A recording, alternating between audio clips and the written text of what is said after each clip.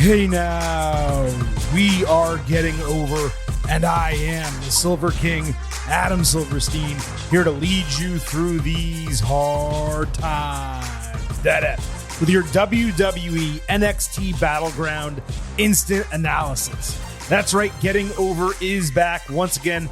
Silver King coming to you after 1 a.m. Eastern here on Memorial Day in the United States to break down everything that happened on this NXT Premium live event. We're going to go through every single match on the card, talking results. We'll give you some analysis, grades, the whole 9 yards right here on the latest edition of Performance Enhancing Audio to hit your ear holes. As you can tell, Silver King is exhausted. The voice is shot.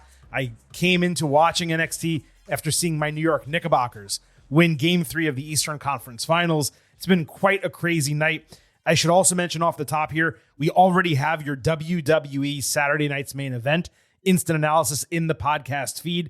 Make sure you listen to that. And if you're wondering where the AEW Double or Nothing instant analysis is going to be, that will come out Monday. I said morning initially. It's going to be the afternoon. Apparently, it was a 4.5 hour show. How the hell Silver King is going to watch that after staying up this late Sunday night, Monday morning? I have absolutely no idea. But all of that performance-enhancing audio will be on its way to your ear holes in due course. Again, the WWE Saturday Night's Main Event instant analysis already in the feed for you.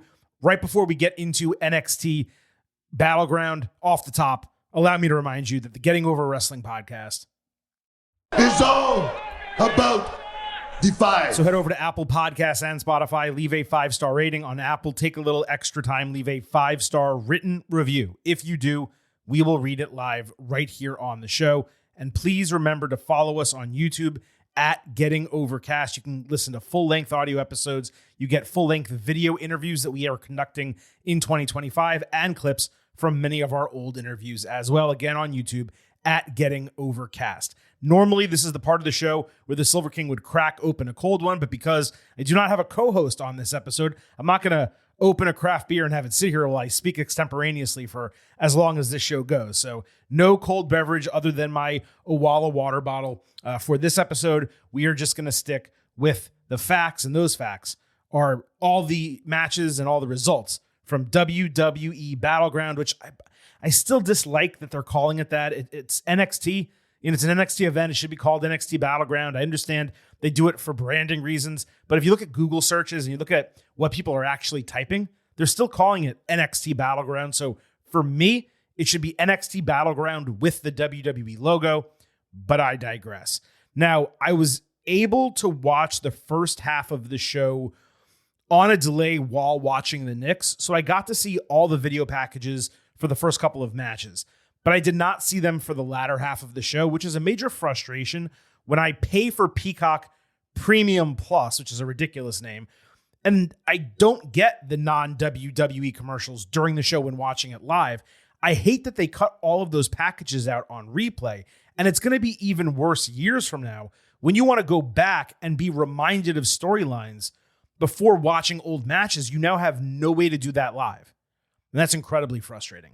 Now, perhaps it was announced during the kickoff show, which I was unable to watch, but midway through Battleground, I saw that the women were not main eventing. And that, to me, gave away exactly what I expected and shared as my prediction on the Ultimate Preview would happen in the actual main event match. So we're going to start there and run through the rest of the show. The TNA Championship was on the line. Joe Hendry defending against Trick Williams. Mike Santana got a backstage promo that he delivered quite well. He said he wants the winner of this match. Charlie Dempsey interrupted, saying he's sick of outsiders in NXT.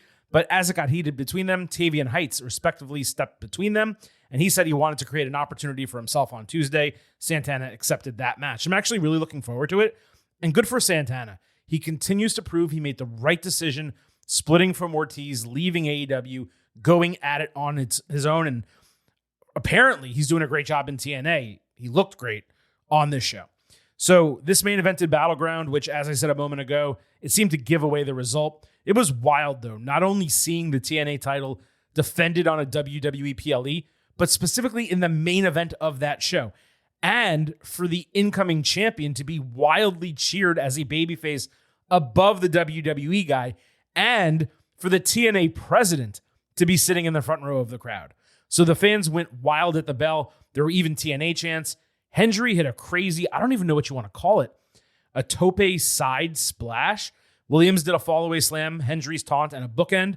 Hendry answered with an avalanche fallaway slam. Trick did Booker's axe kick and a perfect spin-a-rooney, only to immediately eat a uranagi when he turned around.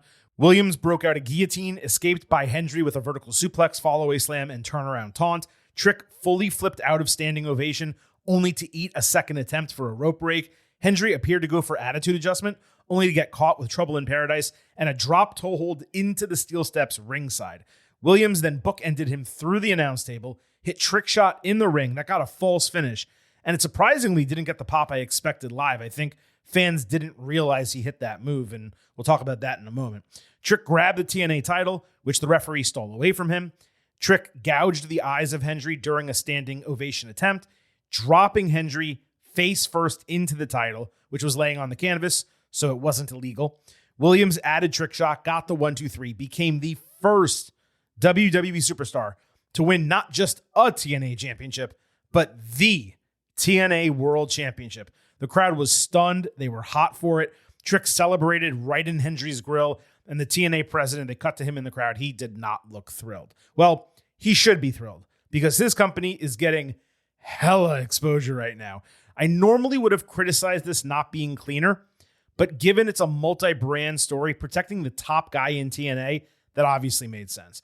This is a huge result for Trick individually. Him getting to work in TNA, improve in all the areas he needs to improve before going up to the main roster. That's going to be crucial for his development. We've been talking about it on this show for months. It's massive for TNA getting this level of WWE rub, both at Battleground and going forward with Williams as champion. Trick is the fourth black champion in TNA history, joining Bobby Lashley, Rich Swann, and obviously Moose. And the TNA title has now changed hands on both WWE and AEW programming held by wrestlers from other companies, which is wild when you think about the lineage and how Trick is just a couple people removed from Christian Cage and Kenny Omega. Williams has also won a world championship now, which some will argue is not a categorization that should be given to the NXT title, and it is not technically called the NXT World Championship. So, whether you want to parse that or not is up to you, but he is now a world champion no matter how you splice it. And okay, on to the match. Really good match. Quality. Not particularly memorable. I'll scream from the mountaintops forever that Williams needs to change out of Trick shot as a finisher. It just sucks. It does him no favors. The crowd doesn't respond to it because they don't know if he actually hits it when he goes for it. It is not a finishing move. He shouldn't use it at all. It shouldn't be a setup move. The guy is athletic. He is strong. You can find something better for him to do. It can't be Trick shot, especially not on the main roster, but they should change it as soon as possible. But, and this is a big but, I thought Williams wrestled his most complete match Sunday night, especially considering that he did it against someone who is not necessarily a ring general himself. It's the most polished and poised that Trick has looked in the ring, which is precisely why he had no business getting called up early like others wanted. I'm at 3.75 stars, B+ for the match. I could definitely see going up another quarter star on rewatch. It was the appropriate main event with the exact right booking in terms of the winner, especially given the trajectory that this now begins for Trick and the TNA title. I'm quite sure Santana is going to be working plenty of NXT dates. Ultimately, he'll win this title off of Trick, probably at Slammiversary in a few months, but it was the appropriate main event. Everyone involved delivered. Commentary was great during this match. And Trick walking out of a WWE PLE with the TNA championship. I mean, if I told you that was happening even 6 months ago, you probably wouldn't have believed it. Now, let's move to the match that in any other situation would have main evented. NXT Battleground. That's the Women's Championship. Stephanie Vaquer defending against Jordan Grace. Ava backstage met two luchadores from AAA. They stared Stephanie down when she walked to the ring, and she does have familiarity with them from Mexico. Her entrance was fantastic, by the way. Great camera work for that interaction. Vaquer did change her aesthetic a little bit to purple for this match. It didn't hit as well for me as the red, but really, who are we kidding? Like, she'd look good in brown. It doesn't matter what she wears. She's amazing. Grace got the shit boot out of her for avoiding Devil's Kiss by rolling out of the ring, putting Vaquer on her shoulders, and then doing an electric chair into the announce table. And after she landed it, she turned around and stared daggers into Booker T, which was awesome. Grace missed the Vader bomb, ate a springboard crossbody. Stephanie finally hit Devil's Kiss to a huge ovation. Jordan no-sold a lariat, following with a spinebuster and a packaged Liger bomb. She ate a rough DDT after that, and it required a check. Grace smacked the hell out of Vaquer before doing a superplex roll-through jackhammer combination. They countered one another's finishers. Jordan tried to drive Stephanie into the barricade, but she instead jumped off of Grace's shoulders and shoved her through a panel, which was a great spot. Vaquer capitalized with SVB for a false finish. That sent the crowd into a frenzy. Commentary completely forgot to sell the enormity of that as a finisher kickout. I believe it happened before, I think with Julia, or maybe Roxanne Perez as well, definitely one of them. But commentary just treated it like it was a signature move. It's her finisher. She has two finishers technically, but it's her normal finisher that she beats most people with. And they just sold it as if it was another kick out of a move. Failure there. Grace delivered a huge spinning back fist, and after a battle on the top rope, Vaquer pushed her down and hit a perfect spiral tap to retain the title. Now, I figured coming in that we were going to get some type of catch finish just to protect Jordan, because the strength at the top of the division right now is really those two. But Stephanie going over definitively, it was the right move because she is right now on an all-time run with the NXT title. Probably second only to Asuka, given its length. Roxanne Perez's most recent run was great, no question about it. But what Vaquer is doing with the championship, leveling it and the division up alongside her, again, other than Asuka, it's unprecedented.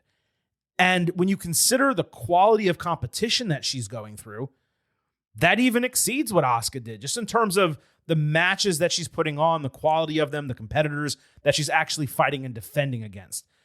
Vaquer is really not that far away from being the face of WWE's entire women's division alongside Rhea Ripley. The crowd hangs on every single thing that this woman does.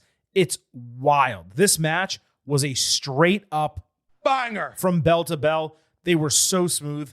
The wrestling was top tier. The match story worked. As for what's next, the only move for Grace is to go heel. She's lost every big match in NXT. She's got to create some edge for her character. Having her win the North American title is probably the way to go. Then you can rematch this 6-8 months down the line. Whenever it's time for Vaquer to go up to the main roster, you can make Grace the NXT champion. I might be slightly high on this, but this was very much made for the Silver King. 4.5 stars and an A. Later, after the match, Vaquer argued with the Luchadores while Jane and Henley were still arguing themselves. Like 2 hours straight, they were in an argument backstage. They should just get divorced at this point. I've seen this in my personal life. That relationship is not working. Anyway, JC stepped between the Luchadores and Vaquer and slapped the shit out of Stephanie. Like, what did the five fingers say to the face, bitch? That type of slap. My Lord, I did not expect that much heat there. And I got to tell you, JC is truly a wild one. If there is one thing I learned in high school, it is not to get involved when a bunch of Latinas are ranting and yelling at one another. You do not want that smoke, folks. She's brave as hell for getting involved in that. Let's move to the men's NXT championship. Obafemi defending against Miles Bourne. Dempsey was the only NQCC member not excited for Bourne during his entrance. Clear jealousy, as he's been showing of late. Oba looked like a final boss during his entrance. He has every bit of it. You have it. You couldn't get rid of it. You couldn't sell it if you wanted to. You are it. Femi straight dominated from the bell. He had answers for everything, including a lung blower pretty deep into the match. Avoiding Oba into the post gave Miles an opening for a pop-up dropkick, huge toe pick on Hero, and a quick twitch power slam just like Randy Orton. He hit a standing moonsault but got caught with a grip into a huge choke slam. Bourne countered fall from Grace with a Hurricanrana, then converted a European uppercut into a massive German suplex, adding a big frog splash. Femi caught the challenger with a pop-up European uppercut and a powerbomb. That got a false finish. He added a huge lariat, the big toss slam, fall from Grace, and another powerbomb to finally retain the title. This was exactly what it needed to be. Bourne acquitted himself nicely, proving that he has the singles bona fides, both in NXT and WWE, to make it individually. He could easily right now slot into the North American title picture in the coming weeks and be a legitimate champion, maybe inside of 6 months. Oba's selling as a big man, it is incredibly underrated. He worked real hard to put Miles over, and he even looked back at him after the bell for one of those like mutual respect nods, which you just love to see. To create a situation in this match where you actually believed Miles might win, that's an incredible compliment to Oba's skill at such a young age. I do wish this was more 70-30 than it was 90-10 over the first half, but Bourne got so much, especially in the latter stages of the match, that it didn't matter in the end of the day. He also played the underdog babyface incredibly well. What Miles does need is something that allows him to stand out besides being deaf. His moveset obviously reminds of a younger, more athletic Randy Orton, but he's got to distinguish himself more in order to have long-term success. I'm talking about gear, personality, what his gimmick is. Like, again, being deaf is not a gimmick. It's just who he is, and that's respectable, and it's incredible that he's able to accomplish what he already has and what he's going to in his career. But there has to be another layer on top of that so that once we all know he's deaf and respect that and appreciate him and root for him, now we need to care about him as a person. And that's where they now need to go. And we also need a hook. You know, Randy Orton, I don't want to say he was generic, right? But he was a wrestler. He was just a guy who came out in black trunks and wrestled really well. And then they made him the Legend Killer. And then he became the Viper. And all of a sudden, you know exactly what this guy's about and you completely buy into him. That's what Miles Bourne now needs. Not, of course, exactly what Randy Orton has, but something along those lines where you say, oh, I get it. That's what he is. That's why I care about him as a healer babyface. And that's why I want him to succeed beyond the adversity that he's overcoming. And I think that will happen. Hopefully WWE buys into him after this. But this was, I don't want to say a star-making moment because he's not a star, but maybe it was a career-making moment at NXT Battleground. 4 stars, A- for this match. Still a few more matches to cover, but allow Silver King to remind you to follow us on social media at Getting Overcast on Twitter, at Getting Over on Blue Sky. Not only do you get episode drops, news, analysis, highlights, and all of that good stuff, you can send us questions and comments for the show either via tweet or post or direct message. We will do our best to read them on the air, and you get to vote in pre- and post-show polls surrounding premium live events and pay-per-views. We posted 2 of them before NXT Battleground and AEW Double or Nothing, 2 of them after those shows, and your thoughts and your grades will be factored into our final review at the end of this instant analysis, and of course the instant analysis coming on Monday. And I will remind you one more time, we already have that WWE Saturday Night's Main Event instant analysis waiting in the podcast feed. Please also remember, I happen to love the number 5. and I hope you do as well, because for $5 a month or $50 for the entire year, you can become an official Getting Overhead. Just visit buymeacoffee.com/gettingover, sign up. You'll get bonus audio, the fastest 5 minutes in professional wrestling, instant reactions to every major show, exclusive news analysis posts every week. Get all of it. Financially support the continuation of this ad-free podcast that you know and love, Getting Over, by visiting buymeacoffee.com/gettingover. Let's move to the Women's North American Championship. Sol Ruca defending against Kalani Jordan. This opened the show. Sol wore some face paint for Zarya, who was ringside. Lani looked fantastic. She had fresh gear. Her hair was in braids, but they were really bright pink. It was just a great look for her. They again started with an overly choreographed series of counters, but after that, they kind of got away from it, which was great. Jordan hit a hanging crucifix bomb and a real cool twisting leg drop with Sol draped over the top rope.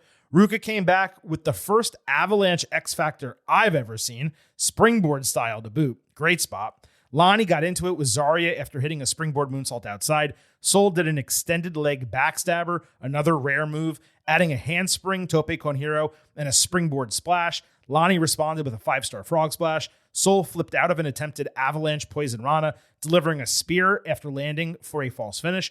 Jordan answered with a top rope Spanish fly, but when she tried one of a kind, Zarya actually helped roll Ruka closer to the ring post. That led to her getting ejected. Lonnie caught Soul distracted with a baseball slide to the back. This was ringside. But after eating a headbutt on the ropes and getting pushed to the canvas, Lonnie was gathering herself in the middle of the ring when Ruka suddenly flew in with the longest Soul Snatcher you've ever seen for the 1-2-3 to retain the title. Wrestling match producers at all companies, all brands, Raw, SmackDown, NXT, AEW, TNA, they have a terrible tendency that they gotta exercise. Whether it's someone getting ejected, a feats of strength, give and take chops, they have a propensity to end matches almost immediately after those sequences begin. That was the only flaw in this match. The finish came way too fast after Zarya got ejected. If she's leaving ringside, why are you ending the match 45 seconds later? Or 2 minutes later, perhaps in this case. Let it go on for 3, 4, 5, 6 more minutes. What's the rush? Every company does this. It is one of my biggest pet peeves in professional wrestling. Beyond that, the setup for the Soul Snatcher left a little bit to be desired. I wish Lonnie had taken more damage. That way she was actually stumbling around. And because she was so far and so deep into the ring, she had to kind of jump into it a little bit, which looked unnatural. It looked like she helped her. And you, of course, don't want to break that fourth wall when you're doing professional wrestling. But those are really my only notes for this match. It was fantastic. Better than their Heatwave bout 11 months ago by a significant margin. Even though I believe I gave that 4 stars A-, maybe I said 3.75 stars B+, because that thing delivered entertainment-wise. You'll remember the issue last July was the extreme choreography and the gymnastics routines and all that stuff. This was not that. This was a real wrestling match. Both women have improved markedly in the time since. Lonnie in particular, she changed her moveset so significantly that she's no longer relying on the gymnastic stuff. She's incorporating it with regular wrestling, which is what I said she needed to do immediately after that match. Soul has been tremendous since her return from injury. She may be the best true developmental women's talent that the WWE Performance Center has ever produced, meaning no true experience beforehand. She just came in raw and they developed her. As I said, there were multiple spots during this match that were extremely rare, especially from American women.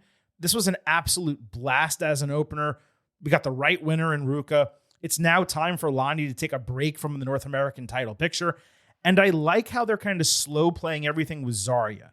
These two, Soul and Lonnie, they're wrestling soulmates. We're going to see this match many, many more times over the years. 4.25 stars and an A. Borderline with the A-. I put it right over the top because of the finish and some of what Soul did.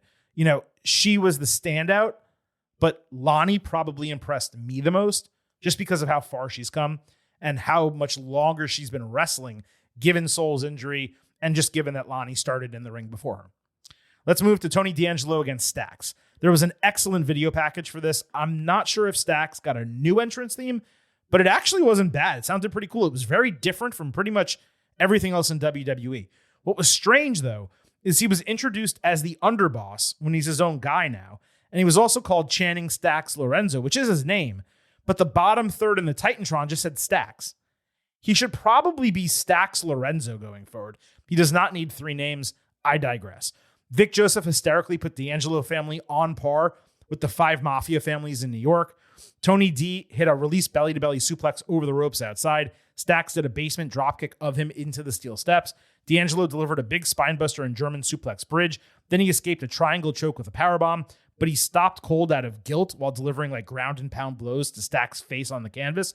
The type of blows that would have ended an MMA match, mind you. Stax threw himself into the ring post while running on the apron. Then he ate forget about it for a false finish. He landed a draping dropkick off the ropes, but he just couldn't find the crowbar that he hid between the steps. Tony speared him before Stax apologized, saying, "Tony, I made a mistake." D'Angelo said he made his bed, hit a spine buster on him, which is basically his finisher these days, when Luca Crucifino appeared ringside. That allowed Stax to recover with a low blow and a Bazaiku knee randomly for the 1-2-3. This was real dumb babyface stuff by D'Angelo, not just looking at Luca and allowing that to distract him, but not covering Stax when he had really no reason to distrust Crucifino, who didn't do anything. He didn't try to get in the ring or throw a crowbar. He was just standing there. So why are you getting that distracted over that? Crucifino went to hug D'Angelo after the bell. He pushed him off and left. It's one thing for Tony to be like surprised he's alive, I guess. But this just played strangely to me. This was a slow match that was appropriate, of course, because it was all about the storytelling a lot more than the wrestling. But it's also why it needed a stipulation to truly sing. What this result and booking proved is this is not the swan song for D'Angelo. And now it makes a bit more sense why NXT did not go with something more definitive, such as loser leaves town or a crowbar match or whatever the case. The storytelling worked for me until the finish. The wrestling was fine, but unmemorable. This belonged on a PLE based on its story, but it was easily the weakest match on the entire card in terms of entertainment and action. I went 3 stars B-, and it's possible I'm being a quarter star generous on that. And finally, the last match for us to discuss, Josh Briggs and Hank and Tank against the Culling. For some reason, I cannot understand. There was a long package for a match that didn't even really belong on the show. The Culling entrance actually hit. It was kind of basic, but the visuals were great.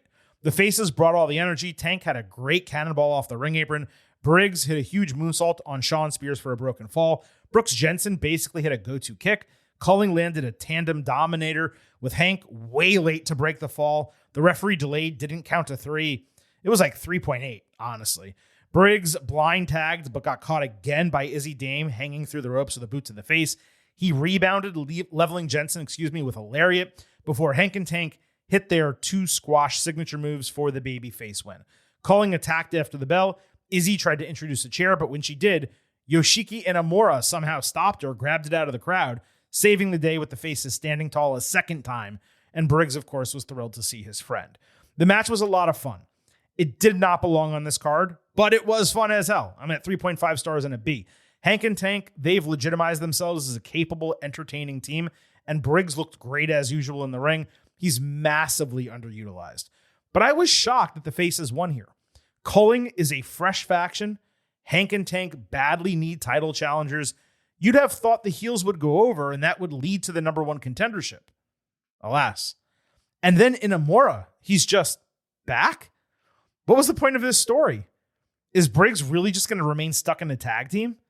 So yeah, lots of questions and confusion in the direction, but was it entertaining? It was definitely entertaining. There's no question about that. I'll quickly add this. If Inamura got recalled back to WWE, just given how over he got in the United States, then Omos needs to go back to Pro Wrestling Noah. Like, there's no reason for him to not be over there. He was crazy over. He was a champion. WWE, I don't know if they forced him to come back or it was part of the plan from the beginning, but he comes back and he hasn't even been on television. Meanwhile, Inamura leaves and comes back 2 weeks later and he's on a PLE. I just can't make sense of it either way. Wrapping up some extra stuff that happened on the show, I mentioned that Fallon Henley and JC Jane were arguing for 2 hours. This started at the beginning of the program. Ethan Page told Ricky Saints through the screen that everything he does is false bravado and fake charisma, and it's all because he's actually insecure on the inside. Ava interrupted him, saying the winner of the North American title match will defend the strap at Worlds Collide. So much for Shawn Legacy basically being a number 1 contender. I guess he's the 3rd number 1 contender. I mean, what are we doing there? This was another failed opportunity for Ava to say or do something, like to actually show her authority, by the way. Saints came out later and actually cut a live promo in the middle of the ring. It was rather boilerplate. Page attacked out of the crowd. He easily got thwarted with Saints leveling him and security by doing a big move off the top rope. So it was a good build just to get fans who may only watch NXT PLEs to actually tune into TV on Tuesday. I almost wish they did a little bit more of that with some other storylines to give people reason to watch on television. But this card itself and the matches that were delivered along with that storyline and some others that happened on the show, even though I watch every week anyway, it gave me plenty of reason as a fan to tune in on Tuesday night. So that wraps up the full breakdown of NXT Battleground. It is now time to get to our grades segment. Before we go to the final grades, let's go ahead and start with our pre-show expectation grades. On the Ultimate Preview episode, Silver King said his expectation was an 89 out of 100, a B+. I was extremely excited about the card. I thought it was strong, but I felt the lower card was really going to struggle to kind of live up to the rest. And as that proved out, the bottom 2 matches that we talked about tonight, that was largely the case. All of you are getting overheads. You got the opportunity to vote on Twitter. Now, there was not a large sample size for either of the pre-show grades for NXT or for AEW. So we take them with a grain of salt, even though it pretty much lined up with what the Silver King was kind of projecting. 28% of you were in the A range, 68% B plus to B, 2% B minus to C plus, 2% C or lower. That was an 89.9, which rounds up to a 90, an A minus. So you all had higher expectations than the Silver King by a slim 1-point margin going into the show. Coming out of NXT Battleground, let's give our final grades. And I'll start with all of you are getting overheads. 45% of you said A plus to A. 43.5% said A minus to B plus. That is 88.5% in the A plus to B plus range, which is massive. 6.5% B to B minus, 5% C plus or lower, which just does not make any sense whatsoever how that could be a C plus show, but to each their own. That comes out to a 92.3, which rounds down, of course, to a 92 and a flat, pretty strong A minus grade for NXT Battleground. And I think all of you are largely right on with the grading here. You know, the match for me that will stand out from this show that I will watch multiple times beyond the rewatch for our second look conversation this coming Thursday on the program is Stephanie Vaquer and Jordynne Grace. I thought that was just fantastic.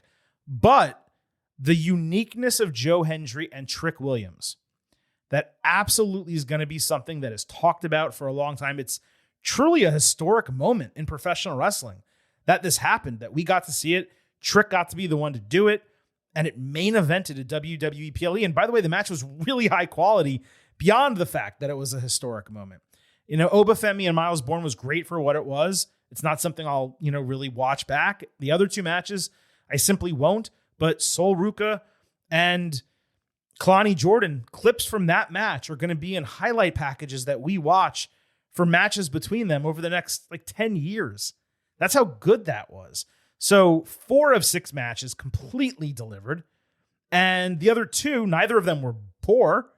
They just didn't really live up to the rest of the card. And when you talk about an NXT PLE back in the day, an NXT TakeOver, you really do want banger after banger after banger. And when you have a couple of those down matches, it makes it really tough to give a grade of an A or even an A plus to a show like this. So I'm actually exactly where all of you were. 92, A minus, better by comparison directly with WWE Saturday Night's Main Event one night prior. But again, I do need to remind, Saturday Night's Main Event is not a PLE. It's a network television special filled with commercials. This was a wrestling show, and you have to grade those shows differently. You can't really compare and contrast them. What you can do is say which one entertained you more. This entertained me more, and I also just believe it straight up delivered in pretty much every way. So like I said, 92, A minus, we're completely aligned on NXT Battleground. So that wraps up this edition of the Getting Over Wrestling podcast. A few reminders on the way out. First, we do have the WWE Saturday Night's Main Event instant analysis waiting for you in the podcast feed. Make sure you listen to it. At some point Monday, the goal is early afternoon. We'll be back with your AEW Double or Nothing, perhaps not instant analysis, but as instant as the Silver King can possibly do it while still getting some semblance of a night's rest. That will be hitting you Monday. On Tuesday, we'll be back with our next WWE episode. And then on Thursday, we'll be talking NXT and AEW. So make sure you hit that subscribe button if you happen to be a first-time listener of the Getting Over Wrestling podcast. On the way out, also let me remind you that this show is all about Defy. So head over to Apple Podcasts and Spotify. Leave a 5-star rating on Apple. Take a little extra time. Leave a 5-star written review. If you do, we'll read it live right here on the show. Subscribe to us on YouTube at Getting Overcast. Follow us on social media at Getting Overcast on Twitter, at Getting Over on Blue Sky. Episode drops, news, analysis, highlights. Send in questions and comments. Vote in the polls. Just follow us on social media. We would greatly appreciate that. And lastly, I happen to love the number 5. Hope you do as well. $5 a month, $50 for the entire year. You can become an official Getting Over head. Just visit buymeacoffee.com/gettingover. Sign up, you'll get bonus audio, the fastest 5 minutes in professional wrestling, instant reactions to every major show, plus news analysis posts every week.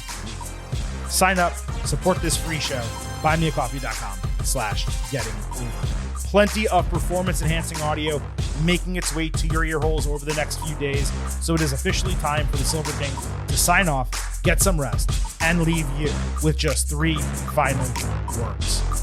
Bye for now.